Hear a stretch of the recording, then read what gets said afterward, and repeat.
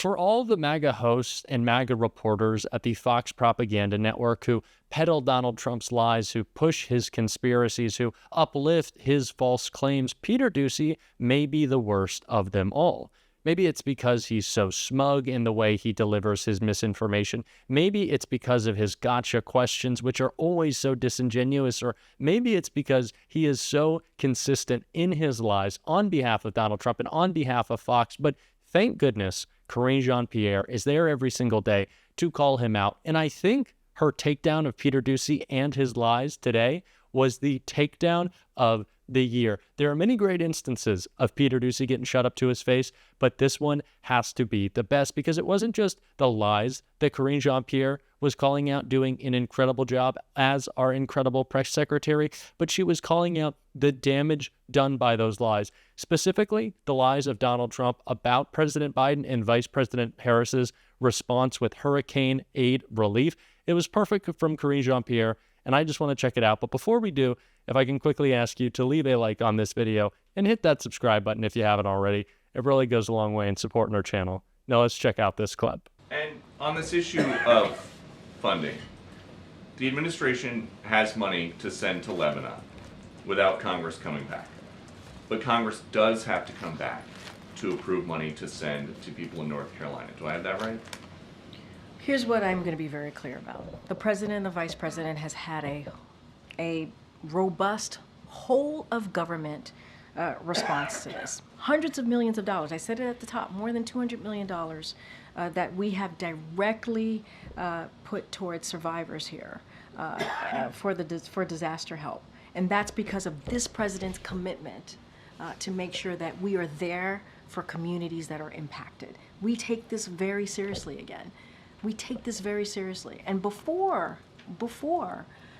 the hurricane hit, we pre-positioned more than 1,500 federal folks on the ground to help. And so we have made sure that every state has gotten their storm requested emergency declaration. They requested it, and we made sure they received it. We've taken this very seriously. More than $200 million that we have provided to the impacted areas. But instead, people want to do disinformation, misinformation, which is dangerous, because then when folks on the ground hear that, they may not want to ask for the help that they need. That is there for them. That's our focus here. But President Biden is fond of saying, show me your budget and I will tell you what you value. If he's got money for people in Lebanon right now, without Congress having to come back, what does it say about his values? There's not enough money right now for people in North Carolina who need it. That's not misinformation. Wait, no, that is your whole premise of the question is misinformation, sir. What you do? Yes, it's misinformation. Is there money to send to Lebanon right now? I just mentioned to you that we provided more than $200 million to folks who are impacted in the area, and I just shared with you that people are deciding not to. People are deciding not to. Wait. To Congress that there's not enough money to help people We're in North Carolina. We're talking about the SBA disaster loan. That's yes. money for people in North Carolina. And that's important, and people in North Carolina need that. Wait, this is nothing new. Peter, this is nothing new. Congress comes together, they provide money, millions of dollars, for disaster relief. We're asking them to do the job that they have been doing for some time. From a letter that President Biden sent to Johnson, McConnell, Schumer, and Jeffries. The president's letter is not misinformation. Would you agree? No, the way you're asking me the question is misinformation. There is money that we are allocating to the impacted areas, and there's money there to help people who truly need it. There are survivors who need the funding, and it's there. That you don't like misinformation. I said that. I actually said we have the money available to help survivors of Hurricane Helene and also Hurricane Milton. Now, there's going to be a shortfall, right? Because we don't know how bad Hurricane Milton is going to be. And so we're going to need additional funding. That's exactly what I just asked about. And you said it was misinformation. Yes. What you're asking me is why Congress needs to come back and do their job. That's what you're asking me. Congress needs to come back and do their job and provide extra assistance, extra funding to disaster relief fund. That's what Congress needs to do, and we're going to continue to urge that. You may not want that.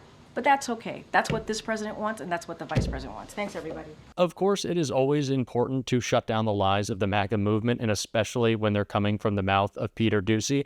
But right now, as Donald Trump's lies are causing even more harm to communities affected by this most recent hurricane, all these states need real information now. And Donald Trump is preventing that from happening by spreading conspiracies for his own political gain while people don't know how to access the aid they need, or they don't know if it will actually help them because Donald Trump is pushing all these lies and conspiracies. And so it is so important for Karine Jean-Pierre to call out Peter Doocy. And again, doing such a great job shutting him down, shutting down those smug, disingenuous gotcha questions that he's trying to push, obviously knowing the truth, refusing to talk about it. And another example of that came during this press briefing, it wasn't just Peter Doocy getting shut down, but Karine Jean-Pierre made sure to call out Donald Trump and some comments that he made today, absolutely disgusting, saying that we have to get rid of the bad genetics brought in by immigrants.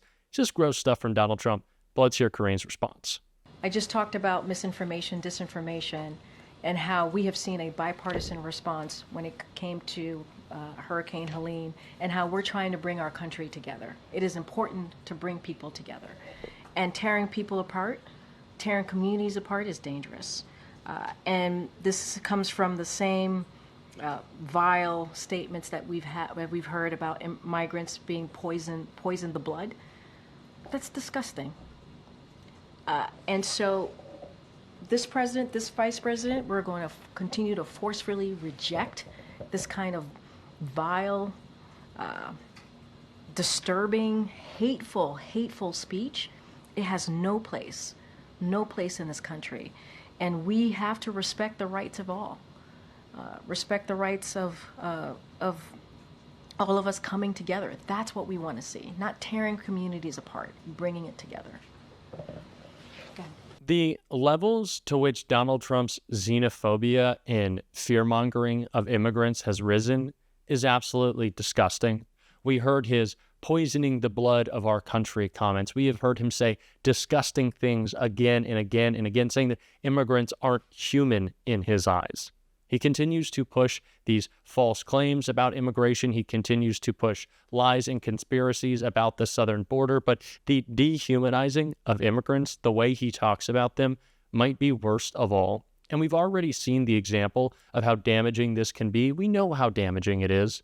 But if we look at Springfield, Ohio, and the damage that has been done to that community, a community that has banded around the Haitian immigrants that Donald Trump is attacking, J.D. Vance is attacking with their conspiracies, there have been bomb threats called into schools. People are in danger. There's been political violence committed. Why? Because of Donald Trump's rhetoric. Now imagine if he was standing behind the seal of the presidency when pushing these lies. If they weren't just coming in unhinged speeches about Hannibal Lecter and McDonald's and windmills or whatever crazy thing he was saying that day.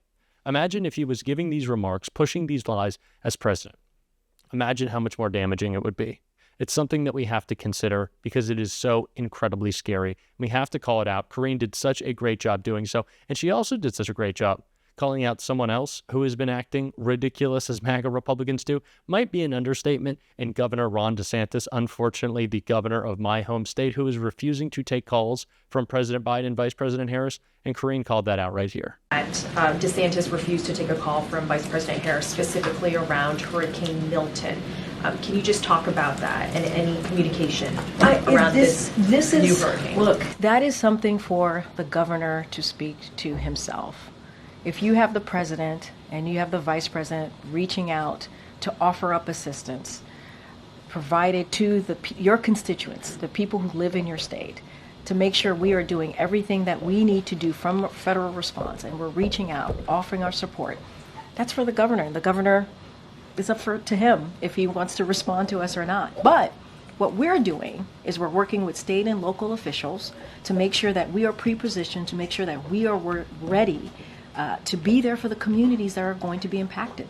We are doing the job that is needed, that we believe is needed to protect the communities and to make sure that they have everything that is needed. You heard me talk about the declaration. We approved that. for Florida. That's moving forward. And so we're taking this very, very seriously. That's for the governor to speak to. That is. Trump and some of his MAGA Republicans just don't have any interest in governing, do they? They run for office saying government can't work, only to prove that with their failure to govern. Ron DeSantis isn't disappointing. Ron DeSantis is a disgrace. His actions do not warrant saying, oh, it's just disappointing. Disappointing is too nice. It's disgraceful.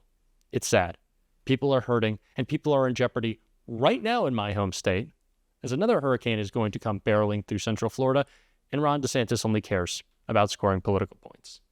These people are not adults. They should not be governing us. They are too dangerous. We have to call them out, and then we have to defeat them. And we're working to do that every single day on the show. And if you want to support that, as always, you can hit that subscribe button, leave a like on this video, and if you stuck around at the end, drop a blue heart in the comments. And until next time, I'll see you soon.